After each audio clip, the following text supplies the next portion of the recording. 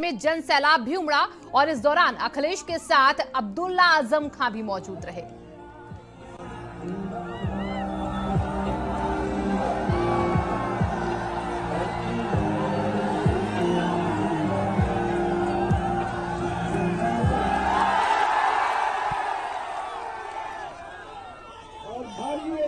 देखिए तस्वीरें रामपुर की, जब आज यहां पर अखिलेश यादव का रोड शो हुआ। अब्दुल्ला आजम खां भी यहां पर आज अखिलेश यादव के साथ रहे और एक साथ दोनों विजय रथ पर सवार होकर यहां पर आज प्रचार करते हैं। रामपुर सीट से देखिए इस बार आजम खां चुनावी मैदान में, हालांकि जेल में 2 साल से बंद है, लेकिन रामपुर में प्रत्याशी बनाया गया आजम खां को। आजम खां लगातार 9 बार के विधायक भी रहे देखिए यहां से, और इसी के साथ इस बार वो प्रत्याशी के तौर पर समाजवादी के टिकट पर लड़ रहे हैं चुनाव। एक बार फिर से रामपुर में देखिए समाजवादी पार्टी का दबदबा रहा है और ऐसे में आज जहां पर हुंकार भरते अखिलेश यादव नजर आए और अब्दुल्ला आजम खां भी अखिलेश यादव के साथ यहां पर रहे। गठबंधन दल इस बार यहां पर चुनाव लड़ रहा है।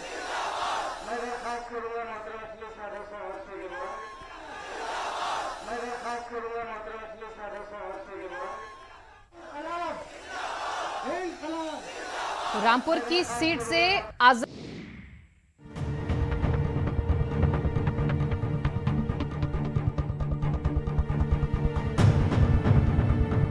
पहले चरण के मतदान के बाद विधानसभा चुनाव की सरगर्मियां और तेज हो गई हैं। सभी पार्टियां ताबड़तोड़ रैलियां कर रही हैं। सत्ता पक्ष और विपक्ष में लगातार जुबानी जंग भी जारी है। इसी कड़ी में सपा अध्यक्ष अखिलेश यादव रामपुर पहुंचे और कार्यकर्ता सम्मेलन में शामिल हुए। अखिलेश यादव ने भाजपा पर निशाना साधते हुए कहा कि यह जनता का चुनाव है, संविधान बचाने का चुनाव है। भाजपा के लोग खाद की बोरियों में चोरियां कर रहे हैं।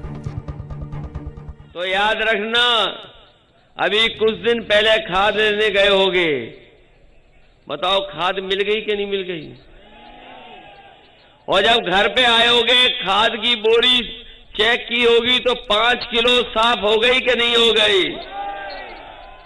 ये बोरी में चोरी करने वालों को वोट तो नहीं दोगे?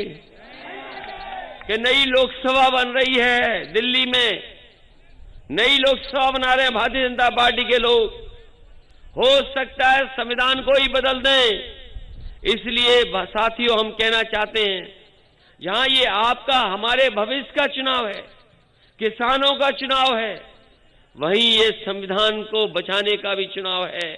ऐसे मुख्यमंत्री जिन्होंने खेतों पे तार लगवा दिए, खेतों पे तार लगे कि नहीं लगे हैं? और हमारी गाय मां भूखी है, हजारों करोड़ रुपया आया गौशाला में, पता नहीं पैसा कहां चला गया। बिलासपुर में भी जनसभा को संबोधित करते हुए अखिलेश ने आजम खां के लिए अपना दर्द जाहिर किया और कहा कि उन्हें भैंस और किताब चोरी के आरोप में जेल में रखा गया है, जबकि किसानों को कुचलने वालों को बेल दे दी गई। उनका इशारा लखीमपुर खीरी कांड में जमानत पाने वाले केंद्रीय गृह राज्य मंत्री अजय मिश्रा के बेटे आशीष मिश्रा की ओर था। ये पहला चुनाव ऐसा है कि मोहम्मद आजम खां साहब हमारे बीच में नहीं है, और सोचिए उन पे कैसे मुकदमे लगे हैं, कितने झूठे मुकदमे लगे हैं। उन पे मुकदमे लग गए बकरी चोरी का, मुकदमा लगा है भैंस चोरी का, किताब चोरी का, और जितने मुकदमे सब झूठे हैं। जिसने थार जीप चलाई उसे खुलेआम घूमने का मौका मिल रहा है। जिसने थार जीप चलाई, जिसकी वजह से इतने लोगों की जान गई, किसानों की जान गई और लोगों की जान गई। अगर कोई जिम्मेदार है तो वही गृह राज्य मंत्री और उसका बेटा जिम्मेदार है, जिसकी वजह से इतनी जान गई।